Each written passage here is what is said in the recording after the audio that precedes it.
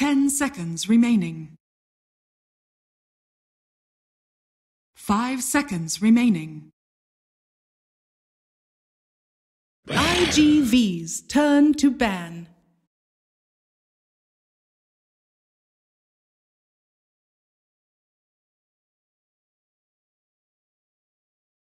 iG's turn to pick.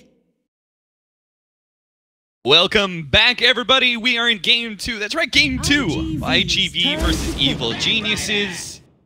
If you walked away from last series, half an hour break, came back, see this draft, sat down, expected me to say game number 1.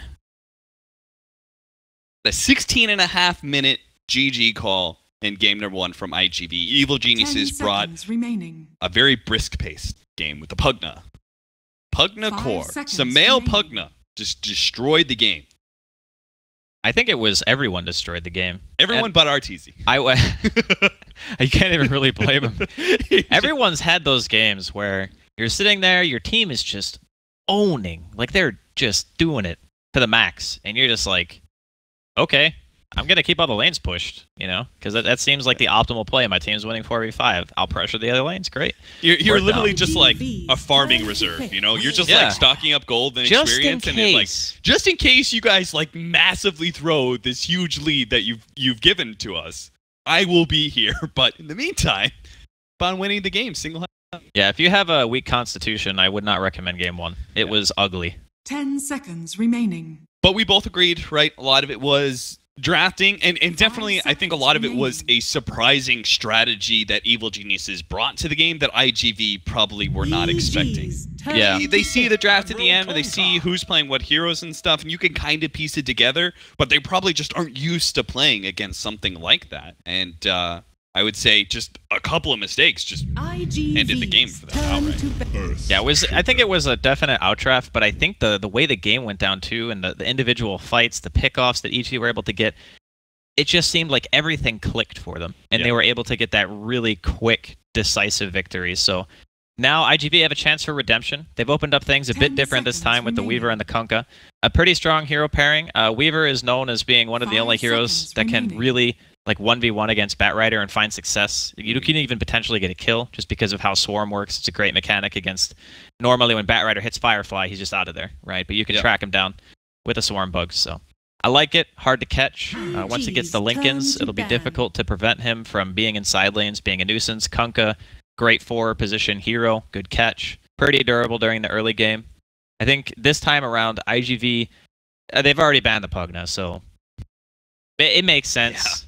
I think as soon as you get rid of the 2 heroes that you're scared of the most, like in this case, the Puck and the Io, if you get really just beaten down in the game, I think the 3rd and the 4th bans are perfect for that type of, we don't want to deal with that again.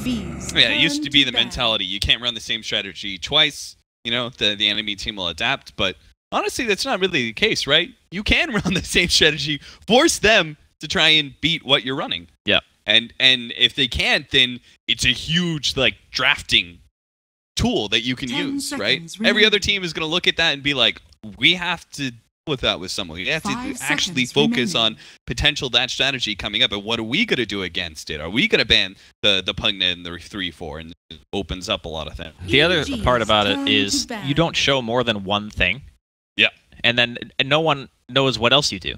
You show one strat, and they're like, okay, but what else did they do? Did they play the same heroes like every single game? Yeah, because EG is definitely not that team that when you look at it, you're like, yes, very fast, aggressive, pushing.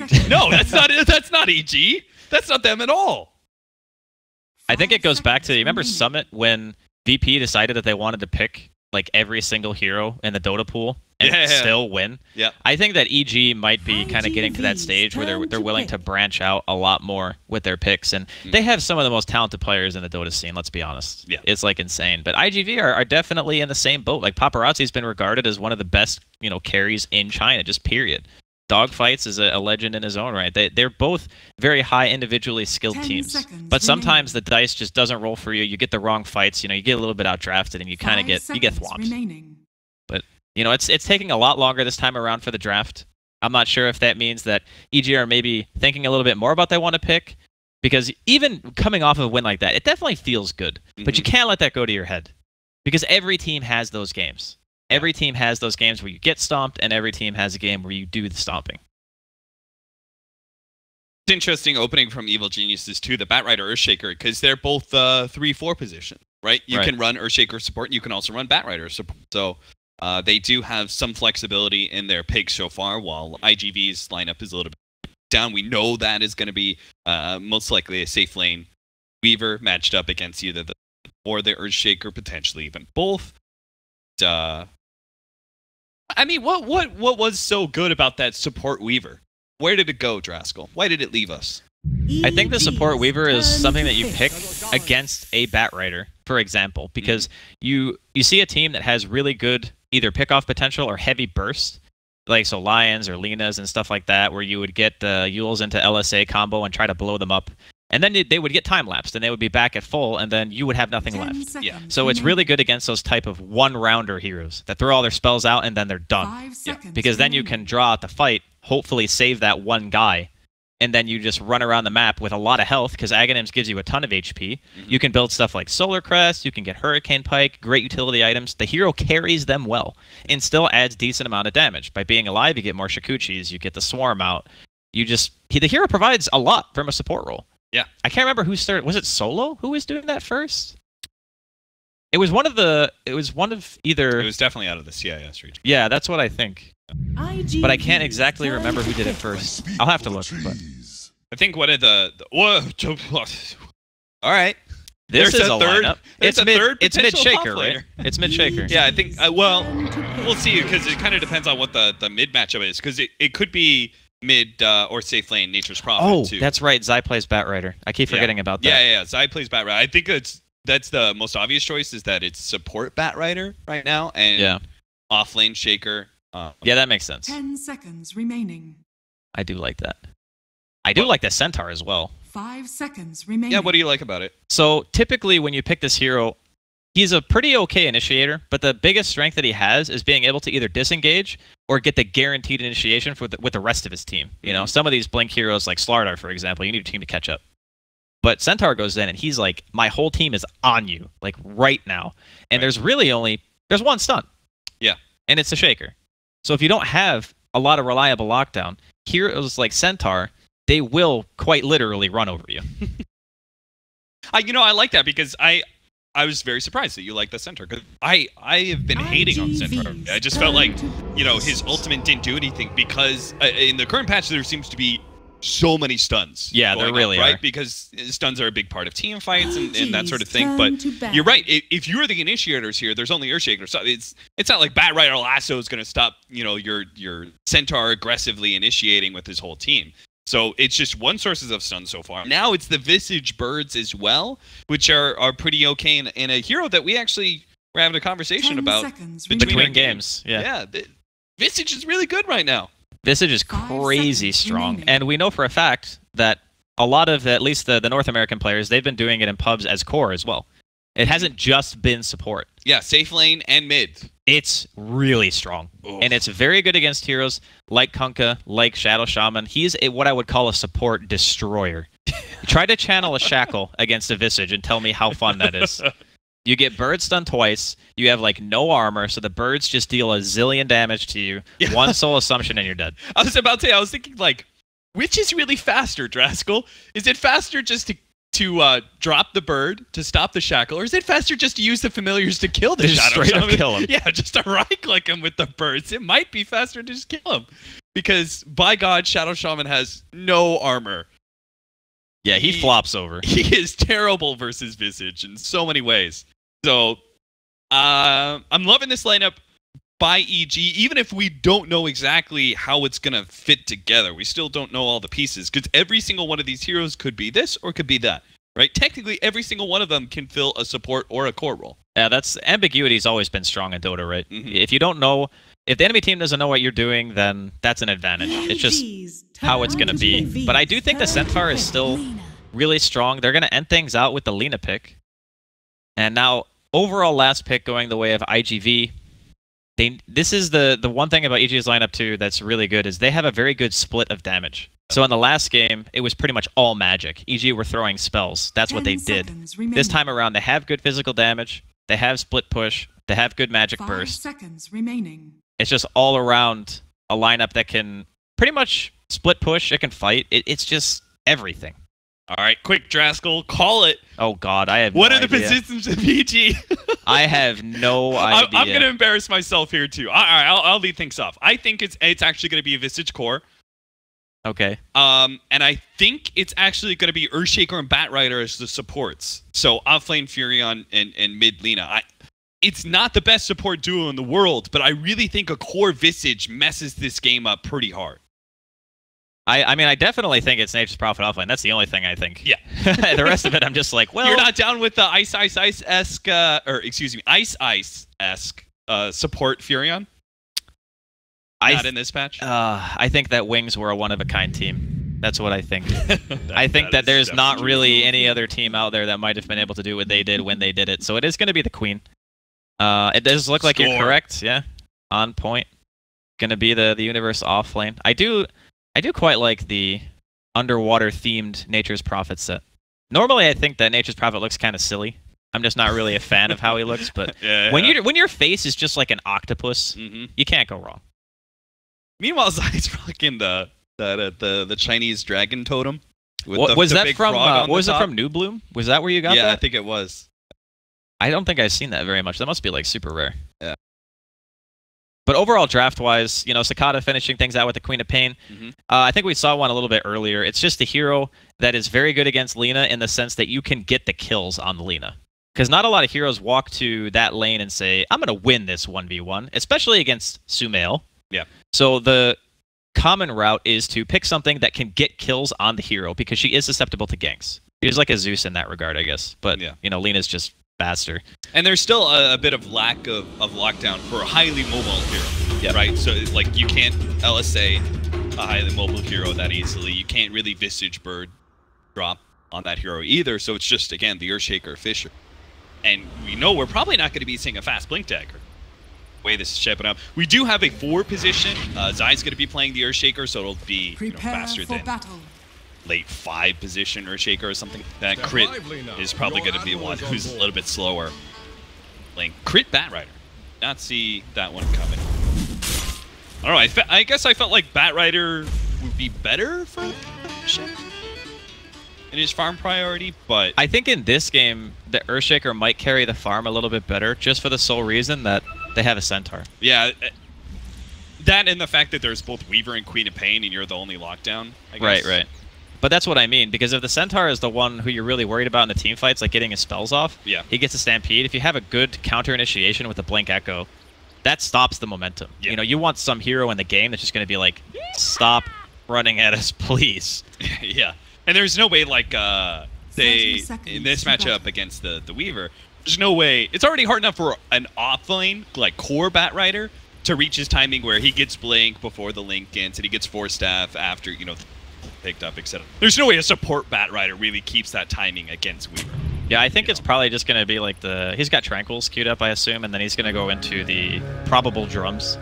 That's like the budget build. You just get stats, you run at them. It's still very effective, though. That's the great thing about that. Goodbye, sweet prince. Oh, boy.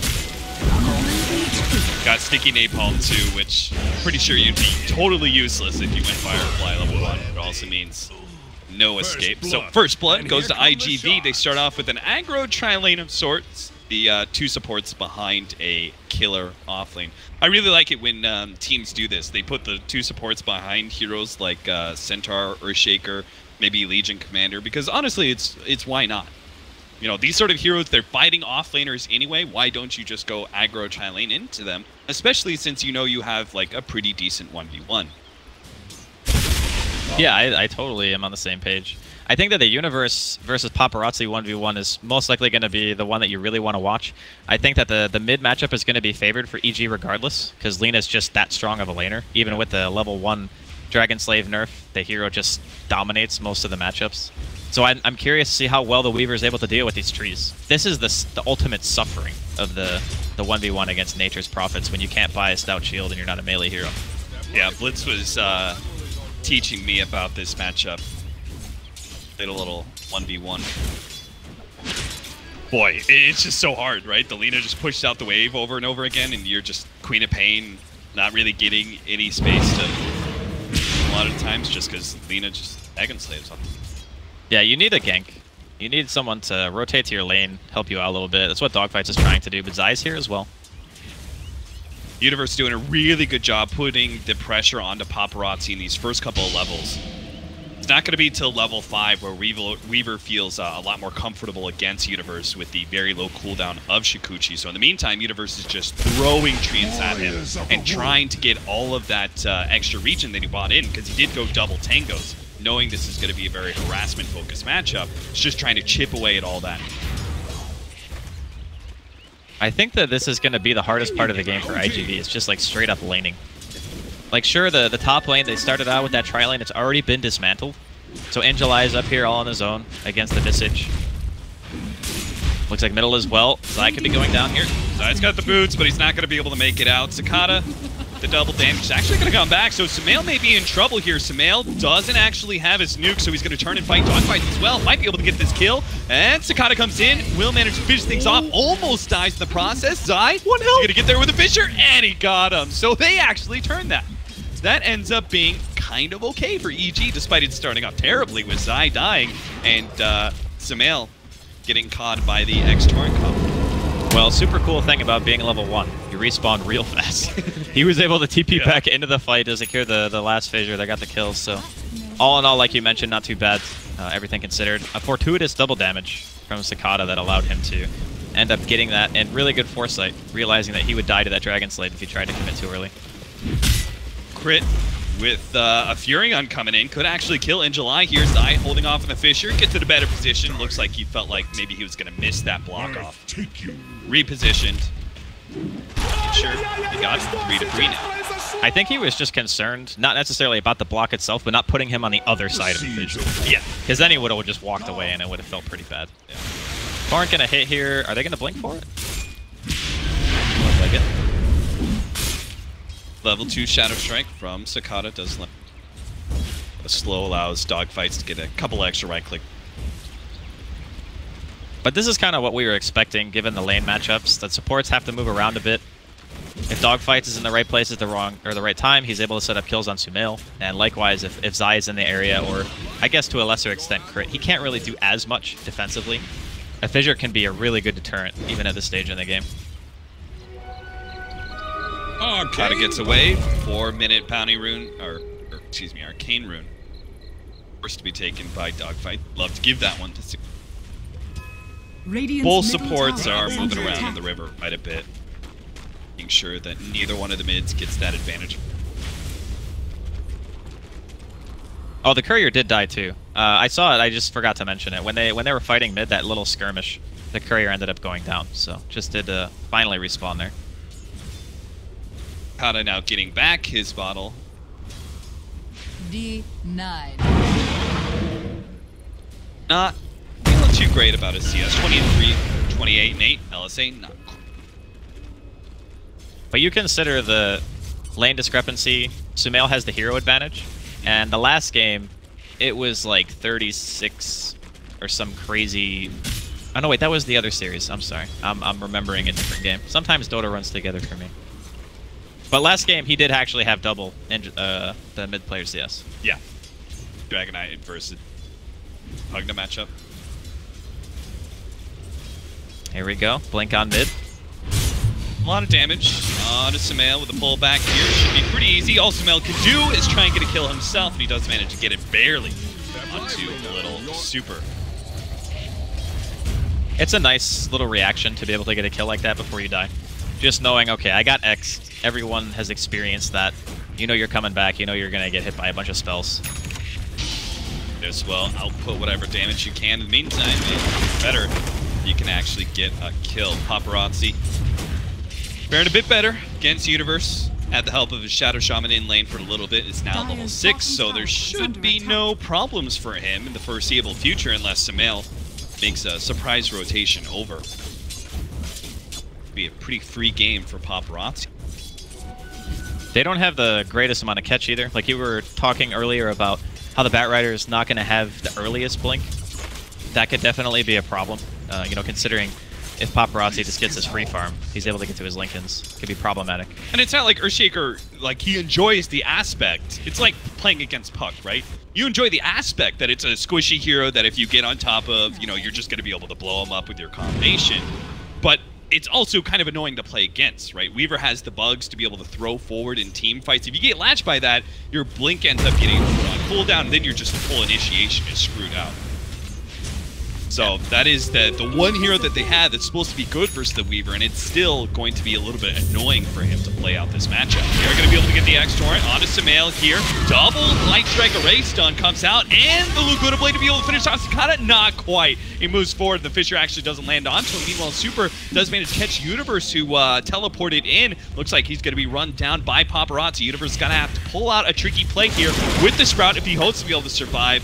Actually, not even tricky at all. Paparazzi was just forced into time-lapse out.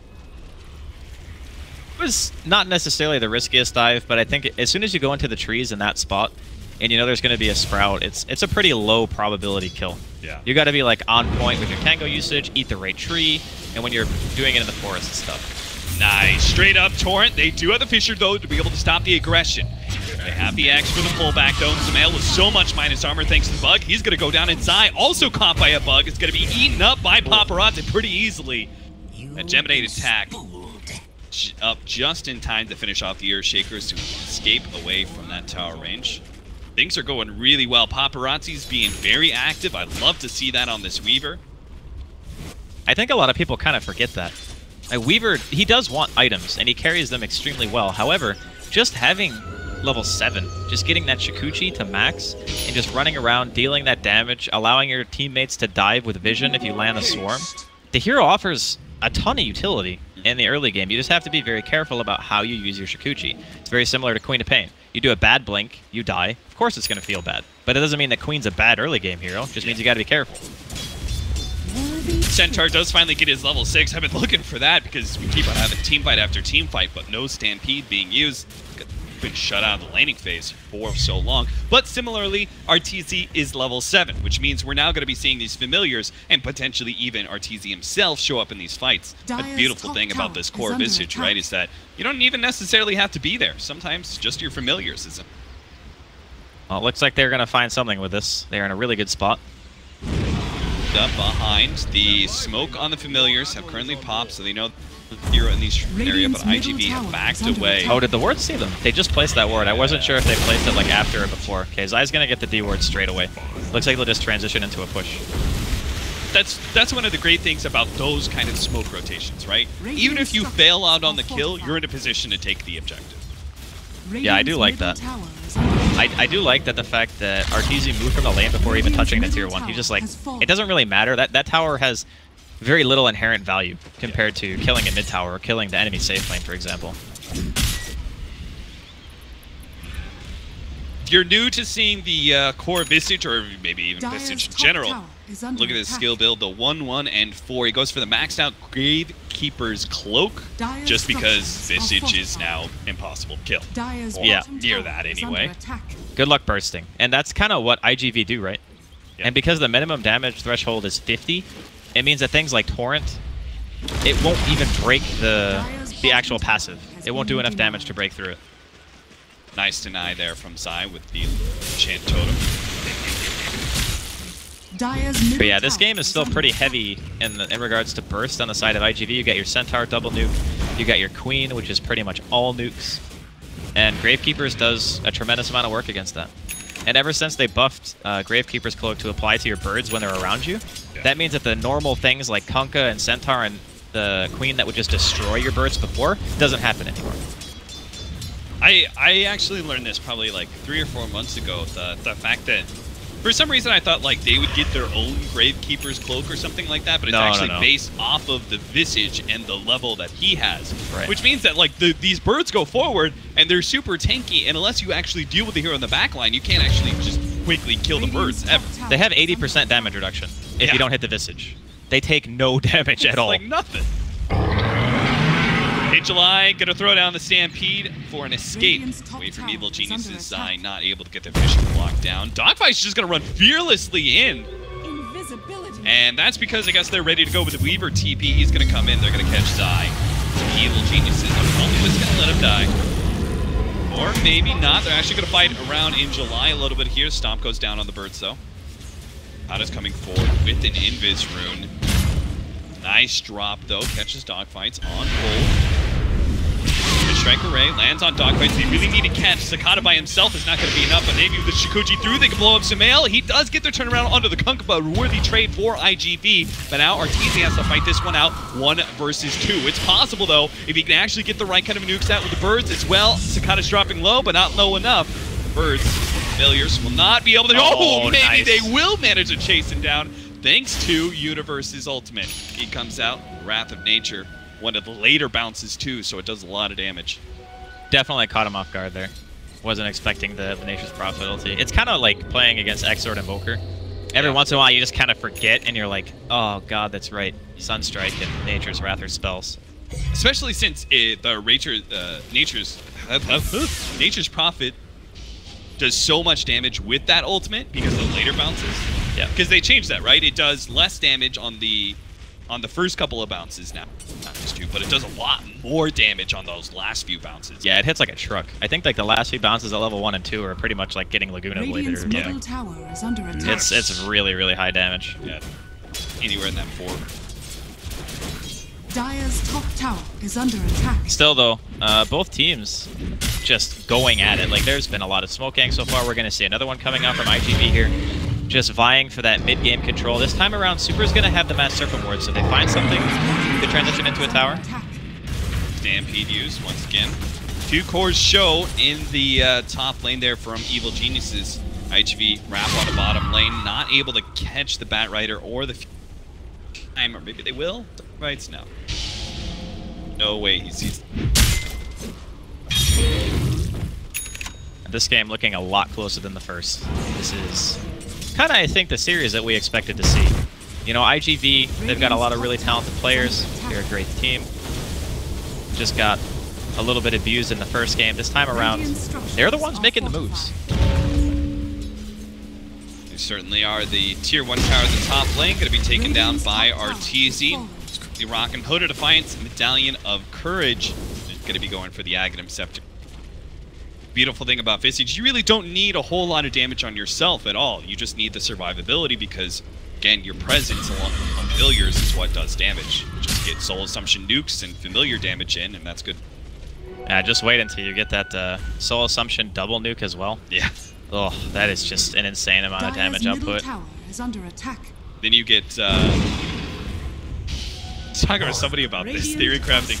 The Keeper of the Light Chakra Magic on Visage. Oh lord, double. It's like what, quad Soul Assumption? Yeah, quad Soul Assumption. To be honest, you probably could get away with it now that he's played as a core. Yeah, maybe. But I think it requires a fresh damage charge, so it's not instant. Sumail gonna be hit by the boat.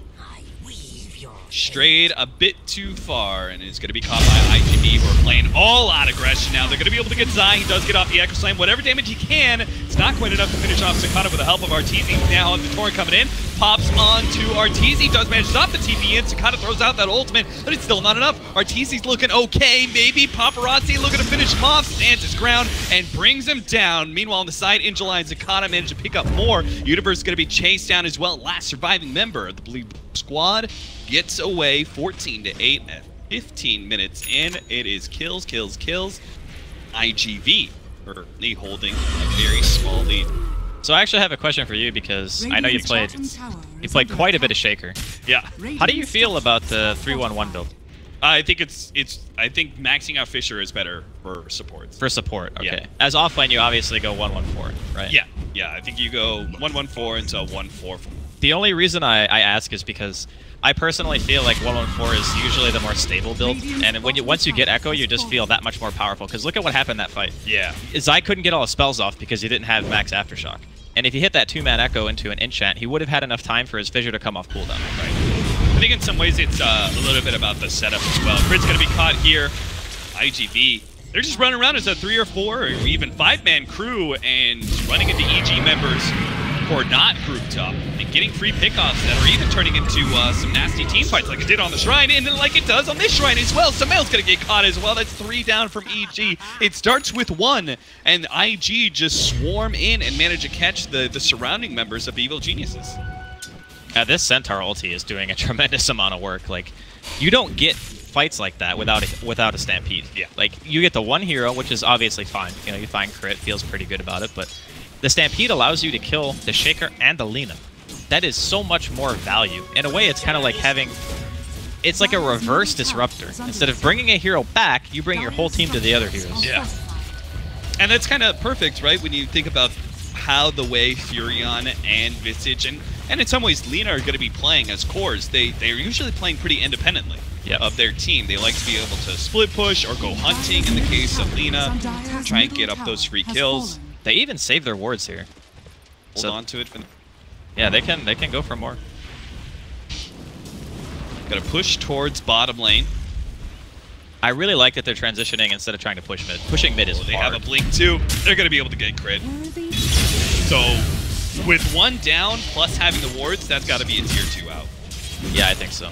Question is, did they even drop him here? Do you think they go for the quick one? Yeah, they are. Okay, they're just going to throw him down. I was going to say, it might be that EG don't feel like they want to try to defend because they don't have the blink yet on the Shaker or the Bat. And they might be able to get away with being like crazy greedy and just using wards for like, say, Roshan. Yeah.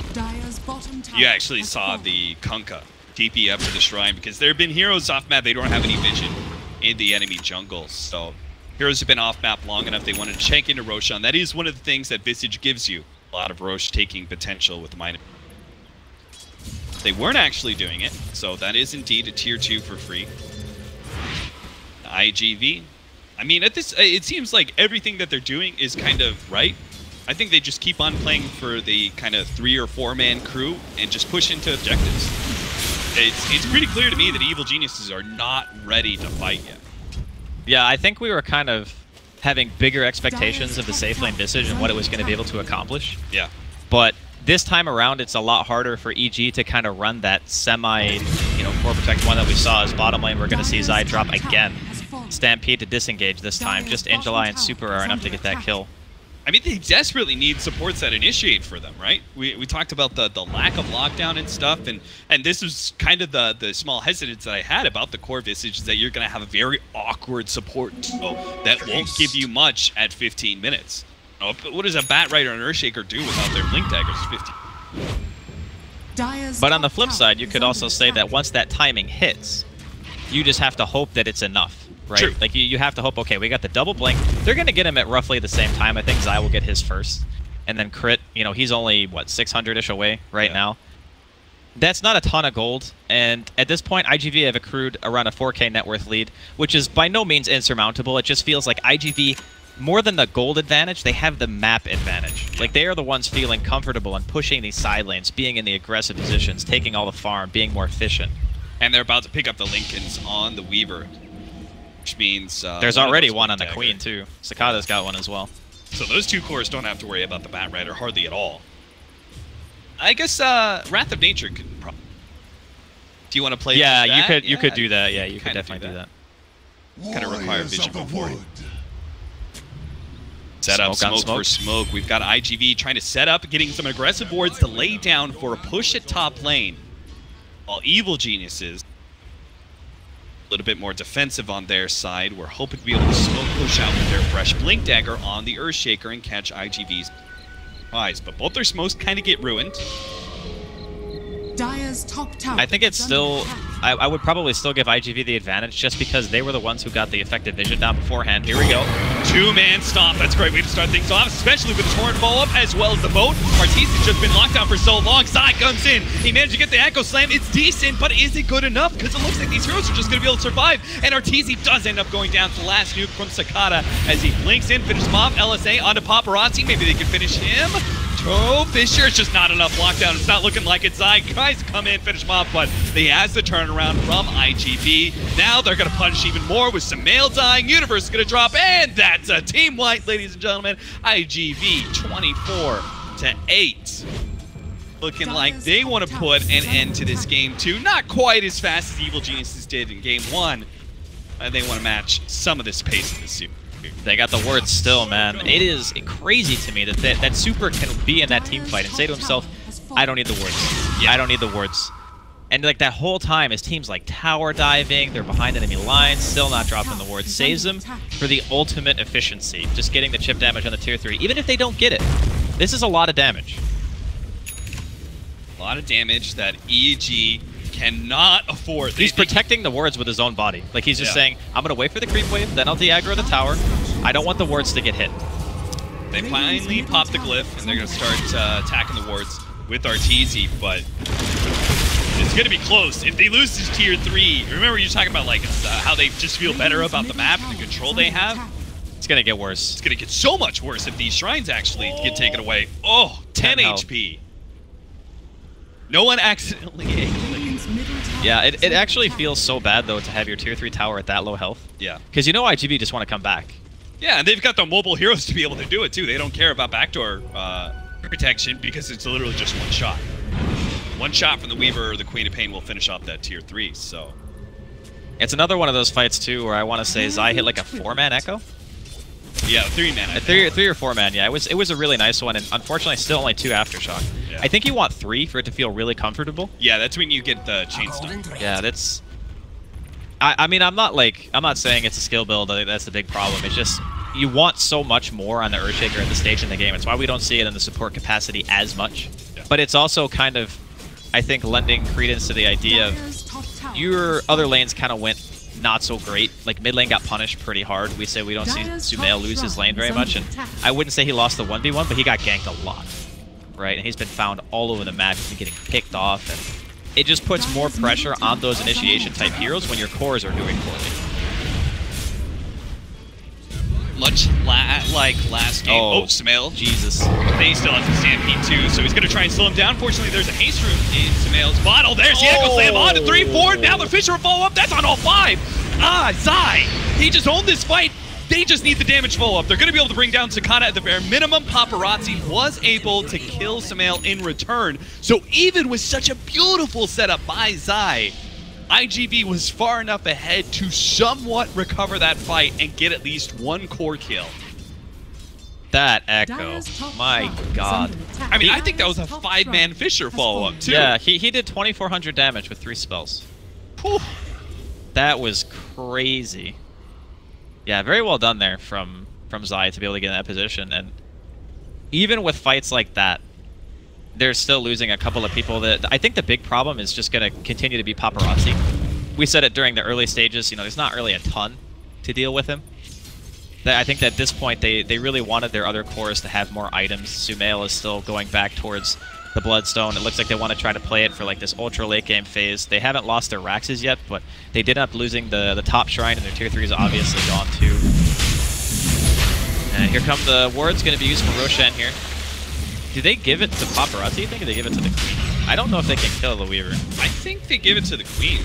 Although I guess right. Weaver's still a bit. The Weaver has the big streak though, because the Queen just died. Yeah. So if they get like an EG high ground defense, then maybe Weaver's better for hitting the tier 3 too. Yeah, Weaver has the streak. I think that's probably the biggest, because he probably gives away like 1,000 gold if he dies. It's a lot of money.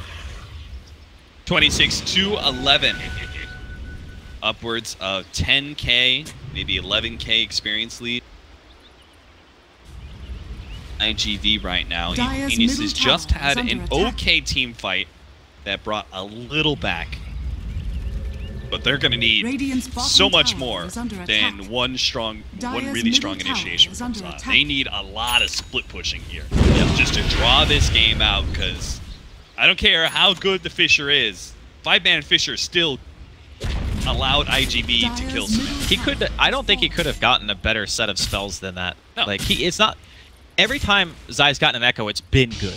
It just feels lackluster because, you know, he went the 4-1-1.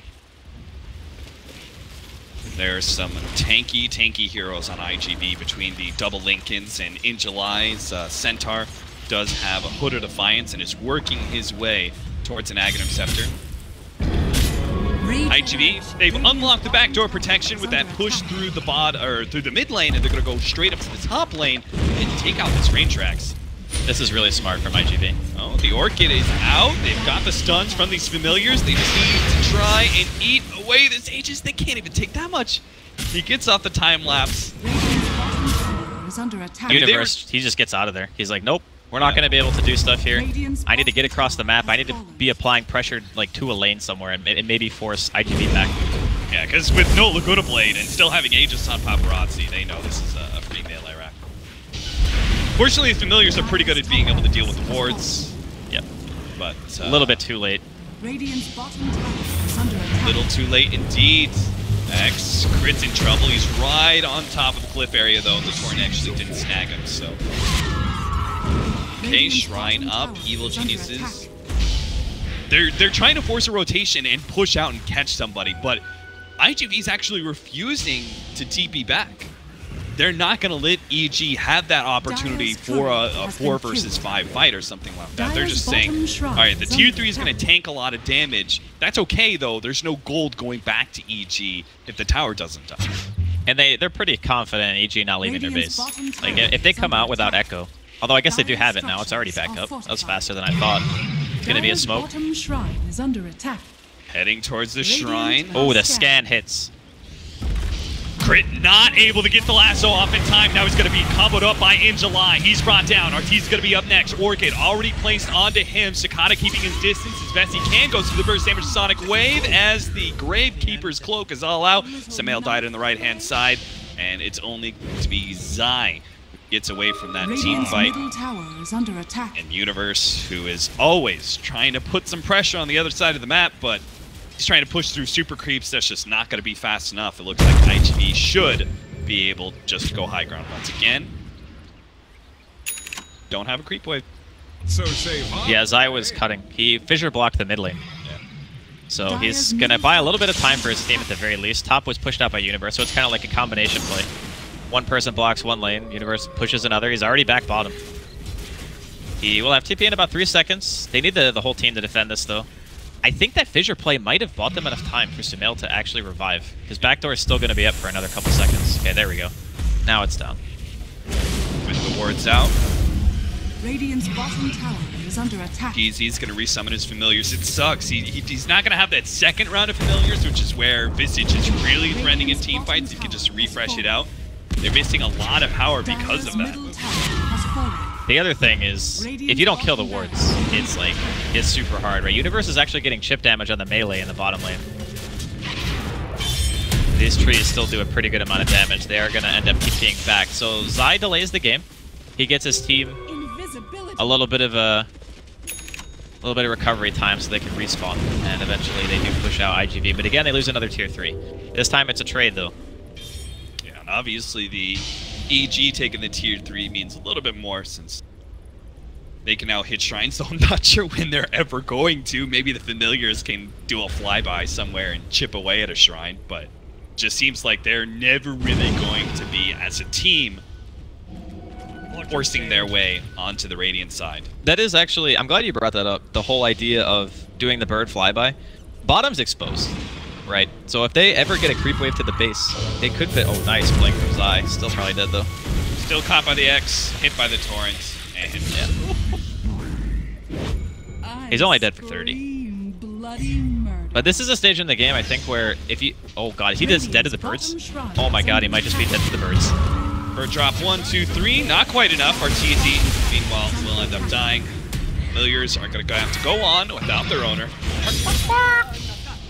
Worth it. 100 gold. Certainly, especially now with iG.Vit.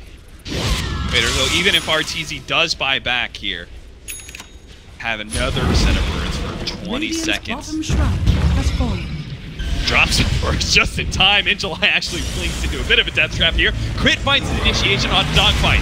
But an Orchid, oh, there goes the ultimate from Zai, locking down 2 with a fissure onto 3, but it's still not enough. With the Orchid on Samael, they had no real follow-up magic damage. Crit moves forward, trying to keep on top of these heroes, while Arteezy's familiars is tearing apart these heroes. He resummons, goes for Sakata, but the blink is back up, and Arteezy has to deal with Paparazzi, who gets an Orchid, but not before the Shikuchi. So he's able to run himself a decent distance away from the familiars. Does get locked down, but there's no damage. They don't even see him. Universe, he goes to the Sprout, TP out, but iG.July's there to be able to hit the stuns. And with the familiars without an owner, they are completely exposed to that magic damage. EG call it. 1-1 is the end result. I'm pretty happy with the way the series went, to be honest, because I think it was, after watching the first game, it would have been unfortunate if iG.Vit didn't get to show what they were capable of. Yes. You know what I mean? A lot of people tuning in, you know, maybe it's your first time watching Dota and you watch the first game and EG just kind of steamroll. You go, wow, that other team must not be very good. But that's not true. That's not true at all. No.